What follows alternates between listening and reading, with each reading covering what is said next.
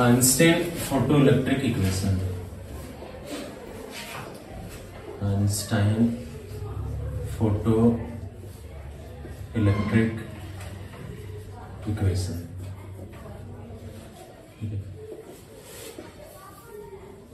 तो इसमें तुम्हारा क्या है ना कि हम लोग देखे थे कि ये तुम्हारा मेटालिक शीट है, ये तुम्हारा मेटालिक शीट है और इसके सरफेस पे ये फ्री इलेक्ट्रॉन्स हैं।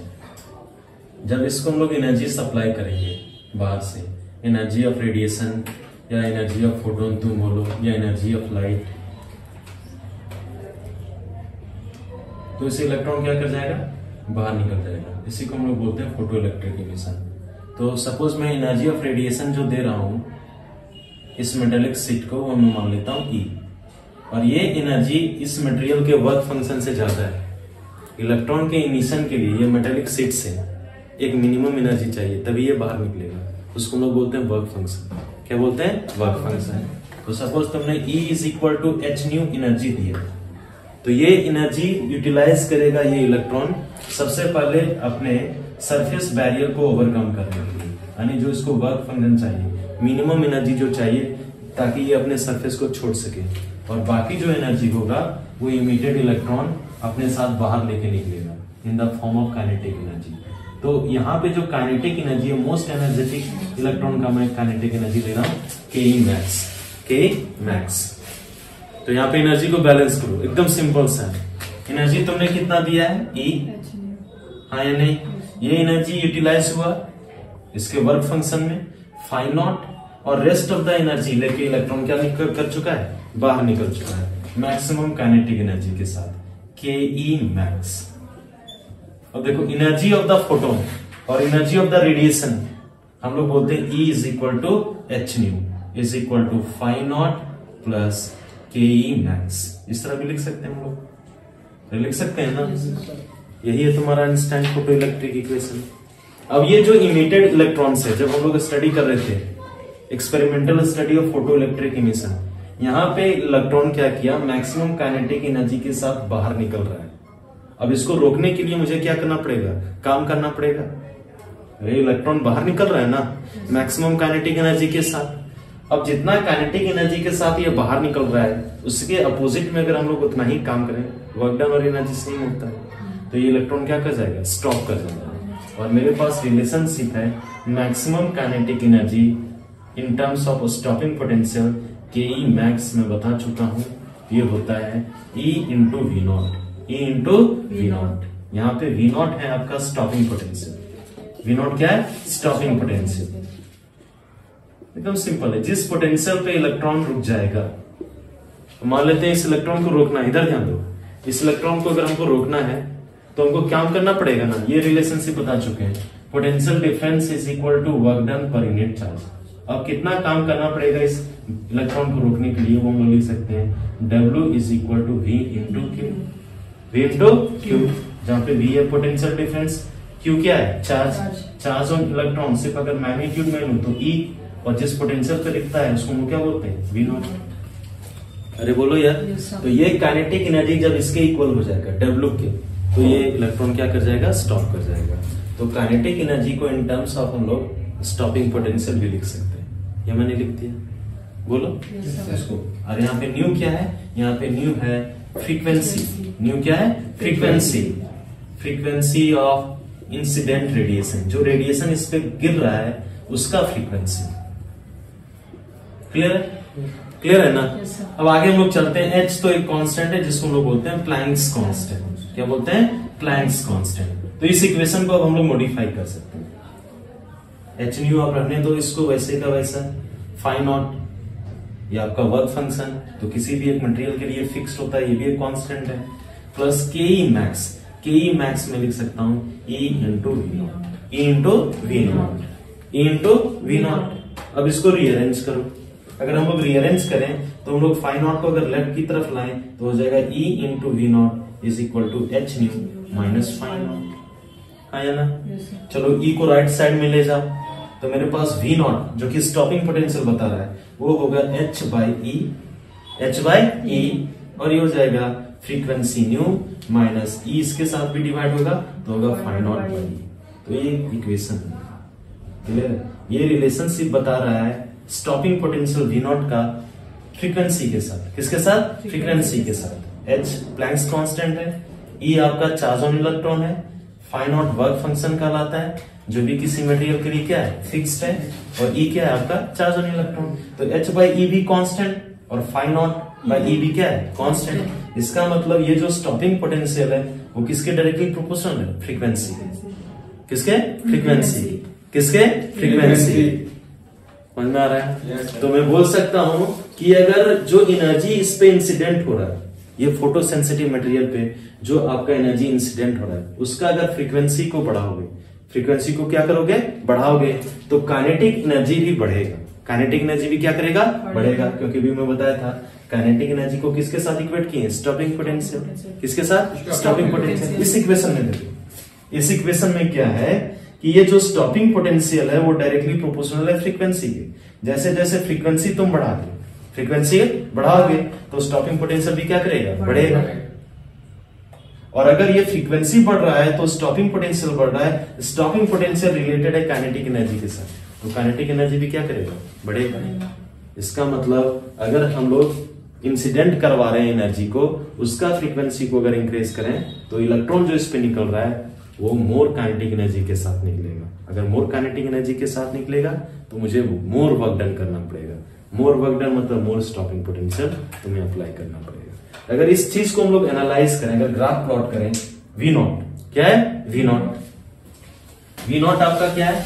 वी नॉट आपका है स्टॉपिंग पोटेंशियल। वी नॉट क्या है आपका? Stopping potential. हाँ या ना? ये आपका स्टॉपिंग पोटेंशियल है। और ये आपका न्यू क्या है? न्यू आपका है फ्रीक्वेंसी। न्यू आपका क्या है? फ्रीक्वेंसी। अगर ग्राफ प्लॉट करें, क्या प्लॉट करें? ग्राफ। तो चलो स्टॉपिंग पोटेंशियल को वाई एक्सिस में रखो। किस में रखो? वाई एक्सिस में। यानी ये वी नॉट को हम लोग कर रहे हैं वाई एक्सिस में, हम लोग प्लॉट कर रहे हैं, वाई एक्सिस में रखें इसका वैल्यू को, और फ्रीक्वेंसी को रखें एक्स एक्सिस में। किसमें? एक्स एक्सिस में। तो ये जो इक्वेशन है यहाँ पे वो मॉडिफाई हो जाएगा। V naught is equal to कितना है? V naught is equal to है H by E. H by E जो कि कांस्टेंट है, into frequency minus phi naught by E. Phi naught by E. देखो वी नॉट को वाई एक्सिस में रखो, तो इसको चलो वाई के साथ रिलेट करते हैं, वाई हो जाएगा H by H by E. H by E को मैं एक कांस्टेंट मान लेता। क्या मान रहा हूं? कांस्टेंट एम मान लेता हूं। क्या मान लेता हूं? एम। और फ्रीक्वेंसी को मैं किस में रखा हूं? एक्स एक्सिस में, एमएक्स हो गया। माइनस फाई नॉट भी कांस्टेंट, ई भी क्या? कांस्टेंट। फाई नॉट बाई को क्या मान लेता हूं? सी। तो ये इक्वेशन हो गया y is equal to mx minus C. यहाँ पे m क्या है? m को हम लोग बोलते हैं स्लोप। क्या बोलते हैं? स्लोप। और हम लोग m को एज्यूम किए हैं h बाई ई से। अरे हाँ नहीं। और ये आपका जो c है, c को हम लोग रिप्रेजेंट किए हैं phi naught by E. c कहलाता है length of intercept. Length of intercept on y axis. On y axis जब तुम ग्राफ प्लॉट करोगे ये दोनों के बीच, तो ये ग्राफ y एक्सिस पे कहीं पे कट करेगा। जिस पॉइंट पे कट करेगा उसका लेंथ ओरिजिन से जो होता है उसी को बोलते हैं लेंथ ऑफ इंटरसेप्ट। देखो ये जो इक्वेशन है, ये इक्वेशन है स्ट्रेट लाइन का। किसका? Equation of a straight line. Equation of a straight line. बोलो यस। और यहां पे देखो, अगर जिसका स्लोप है m, h आपका कांस्टेंट है, h आपका क्या है? Constant, positive. e भी क्या भी है? पॉजिटिव। तो ये टोटल का टोटल क्या है? पॉजिटिव। तो equation of a straight line with positive slope, with positive slope, जिसका स्लोप क्या होगा? पॉजिटिव होगा। क्या होगा? पॉजिटिव। और जो c है वो क्या है? माइनस। c क्या है? माइनस। इसका मतलब ये जो ग्राफ होगा, स्ट्रेट लाइन तो होगा जिसका स्लोप होगा पॉजिटिव, और ये जो ग्राफ होगा वो y एक्सिस पे कट करेगा, नेगेटिव y पे करेगा। किस पे करेगा? नेगेटिव y पे। तो अगर ग्राफ प्लॉट करोगे तो तुम्हें ग्राफ कुछ इस तरह दिखेगा। देखो आप एक्स एक्सिस पे रख लो। किसको? एक्स एक्सिस पे हमने रखा है फ्रीक्वेंसी को। किस पे रखा है? फ्रीक्वेंसी को। तो बोलो यार। और वाई एक्सिस पे आपने क्या रखा है? वाई एक्सिस पे क्या रखा है? Stopping potential. क्या रखे हो? Stopping potential. तो अगर ग्राफ प्लॉट करोगे तो कैसा लाइन आएगा? स्ट्रेट लाइन आएगा। क्या आएगा? स्ट्रेट लाइन, सीधा। समझ में आ रहा है? तो ये नीचे से ऊपर जाएगा। अगर ऊपर से नीचे आएगा तो स्लोप क्या होगा? नेगेटिव। नीचे से ऊपर जाएगा तो स्लोप क्या होगा? पॉजिटिव। और ये वाई एक्सिस को किसी पॉइंट पे कट करेगा, ये ऊपर वाले एक्सिस पे नहीं कट करेगा। किधर कट करेगा? नेगेटिव वाई एक्सिस पे, क्योंकि ये लेंथ ऑफ इंटरसेप्ट y का वैल्यू क्या है? -c। अरे हाँ या नहीं? अरे x का वैल्यू यहाँ पे 0 पुट कर दो, m into 0 equal to -c, यानी y का वैल्यू क्या है -c। y एक्सिस पे x का वैल्यू क्या होता है 0, यानी ये यहाँ पे कट करेगा, मान लेते हैं यहाँ पे कट किया, यही तुम्हारा कहलाएगा c। क्या कहलाएगा c। तो एक स्ट्रेट लाइन ड्रॉ करना है जो यहाँ से कट करते हुए जा रहा है, ऐसे करके ऊपर की तरफ, ऐसा ग्राफ आएगा। अरे आएगा, ये आपका ओरिजिन, यहाँ पर क्या ओरिजिन। इस ग्राफ का स्लोप भी फाइंड कर सकते हो। क्या फाइंड कर सकते हो? स्लोप फाइंड करने के लिए कुछ नहीं करना है, स्लोप हम लोग बोलते हैं change in y with respect to change in x। अरे बोलो यार, दो पॉइंट चूज कर लो और change in y means y2 minus y1 means change in stopping potential, change in x means change in frequency, वही आपका क्या बताएगा स्लोप। तो एक बार हम लोग ग्राफ प्लॉट कर लिए, मान लें कोई मटेरियल हमने लिया, क्या लिया? कोई मटेरियल, फोटो सेंसिटिव मटेरियल मैंने लिया, और उस फोटो सेंसिटिव मटेरियल का मैंने देखा, उसका प्रॉपर्टी या उसके कैरेक्टरिस्टिक्स को मैंने स्टडी किया, स्टॉपिंग पोटेंशियल वर्सेस फ्रीक्वेंसी, अलग अलग फ्रीक्वेंसी का हमने उस पर रेडिएशन गिराया। अरे हाँ नहीं, उससे इलेक्ट्रॉन निकला, अब उस इलेक्ट्रॉन को किस किस पोटेंशियल पे रुका, उसका पोटेंशियल भी हम लोग फाइंड कर लिए। और जब ग्राफ प्लॉट करेंगे तो ग्राफ इस तरह आएगा ना। अब ये ग्राफ y एक्सिस पे कुछ कट रहा है ना, कट कर रहा है ना, ये वाला लेंथ फाइंड कर लेना, ये वाला लेंथ क्या कर लेना है, फाइंड कर लेना है। तो तुम्हें c मिल गया, क्या मिल गया c, ये लेंथ ऑफ इंटरसेप्ट। और c इज इक्वल टू, यहाँ पे देखो मैं क्या माना, c is equal to phi naught by e। तो फाई नॉट इज इक्वल टू कितना हो जाएगा, c इंटू e, कितना हो जाएगा, c इंटू e हो जाएगा। अरे होगा क्या? अरे ग्राफ प्लॉट किए, उसके बाद ये लेंथ ऑफ इंटरसेप्ट फाइंड करनी है। तो लेंथ ऑफ इंटरसेप्ट इस ग्राफ के लिए कितना होगा, यहाँ पे जो एज्यूम किया हूं फाई नॉट बाय e, और यहाँ से फाई नॉट निकल जाएगा c इंटू e। तो उस मटेरियल का वर्क फंक्शन हम लोग निकाल सकते हैं, समझ में आ रहा है ना। तो एक्सपेरिमेंटली हम लोग वर्क फंक्शन निकाल सकते हैं। सिमिलरली इसका स्लोप फाइंड कर सकते हैं। क्या फाइंड कर सकते हैं? स्लोप। अरे बोलो यार, स्लोप हम लोग कैलकुलेट कर लिए ग्राफ से, लेकिन स्लोप किसके इक्वल है? देखो यहाँ पे h बाई e। तो h का वैल्यू क्या हो जाएगा, slope into e, slope into e। h क्या बता रहा है? Planck's constant. क्या बता रहा है? Planck's constant. ये तो कांस्टेंट है 1.6 इंटू 10 टू द पावर -19। तो इस ग्राफ से एक्सपेरिमेंटली आप किसी भी मटेरियल का वर्क फंक्शन भी कैलकुलेट कर सकते हैं और प्लैंक्स कांस्टेंट। तो एग्जाम में इस टाइप के भी आता है कि how you can calculate the stopping potential, this work function and Planck's constant experimentally from this Einstein photoelectric equation निकाल सकते हैं। तो ये पूरा का पूरा डिस्कशन है आइंस्टाइन फोटोइलेक्ट्रिक इक्वेशन का। समझ में आ रहा है ना? हाँ या ना? चलो इसको कॉपी करो फटाफट। देखो अभी हम लोग देखे ना आइंस्टाइन फोटोइलेक्ट्रिक इक्वेशन। तो आइंस्टाइन फोटोइलेक्ट्रिक इक्वेशन क्या है? Energy E is equal to energy incident is equal to phi naught plus KE max. बोलो यार, ये हम लोग बताए थे, किसी को कोई दिक्कत है क्या? अब देखो E इज इक्वल टू हम लोग बताए थे h न्यू। क्या बताए थे? h nu. मेरी तरफ ध्यान दो, E is equal to h nu हुआ, और फाई नॉट जो कि तुम्हारा वर्क फंक्शन है, तुम इसको h न्यू नॉट भी लिख सकते हो प्लस KE मैक्स, जहां पे न्यू नॉट बता रहा है थ्रेशोल्ड फ्रीक्वेंसी। क्या बता रहा है? Threshold frequency. अभी हम लोग क्या देखें, हम लोग सिंपली देखें कि ये अगर तुम्हारा एक मेटल का सीट है और ये तुम्हारे अगर फ्री इलेक्ट्रॉन्स हैं, अगर इस पे तुमने एनर्जी दिया, एक मिनिमम एनर्जी तुमने दिया, और वो मिनिमम एनर्जी फाई नॉट से ज्यादा होना चाहिए, या आपका मिनिमम एनर्जी फाई नॉट जिसके लिए इलेक्ट्रॉन बाहर निकलना स्टार्ट करते हैं, उसको बोलते हैं वर्क फंक्शन। इससे एनर्जी हम लोग ज्यादा दिए, क्लियर है ना? हमने दिया एनर्जी E। क्या दिया? Energy E। ये एनर्जी E यूटिलाइज हुआ इसके सरफेस बैरियर को, जो इलेक्ट्रॉन का अपना सरफेस बैरियर है, जिसके कारण ये बाहर नहीं निकल पा रहा है, उसको ओवरकम करने के लिए। और बाकी एनर्जी के साथ ही इलेक्ट्रॉन क्या कर चुका है? बाहर निकल चुका है। यहाँ पे हम लोग मैक्सिमम काइनेटिक एनर्जी लेते हैं, मोस्ट एनर्जेटिक इलेक्ट्रॉन में यहाँ पे ले रहा हूं, क्लियर है ना? तो सिंपली अगर मैं बोलूं E के वैल्यू अगर हम लोग फोटोन की एनर्जी लिखें h न्यू, क्या लिखें? h new. अब देखो फाई नॉट इसी का पार्ट है, तुमने दिया h न्यू न्यू एनर्जी ना, इसी का कुछ एनर्जी किसमें यूटिलाइज हुआ? To overcome this surface barrier, phi naught work function, जो मिनिमम एनर्जी चाहिए। तो इसको हम लोग लिखते हैं h into nu naught, h into nu naught. इसी न्यू नॉट को हम लोग बोलते हैं threshold frequency, minimum frequency of incident radiation, जिसके लिए इलेक्ट्रॉन जस्ट इससे बाहर निकले, उसी को हम लोग बोलते हैं थ्रेशोल्ड फ्रीक्वेंसी। तो हम लोग बोल सकते हैं h nu is equal to H nu naught plus K E max. अब इधर ले आओ, ये एच न्यू नॉट को इधर ले आओ, तो एच को कांस्टेंट मान लेते हैं, या अभी पहले सिंप्लीफाई कर लो, minus H nu naught is equal to क्या हो गया, के ई मैक्स। क्या हो गया, के ई मैक्स। अरे आया ना, कोई दिक्कत है क्या, ये आपका के ई मैक्स आ गया।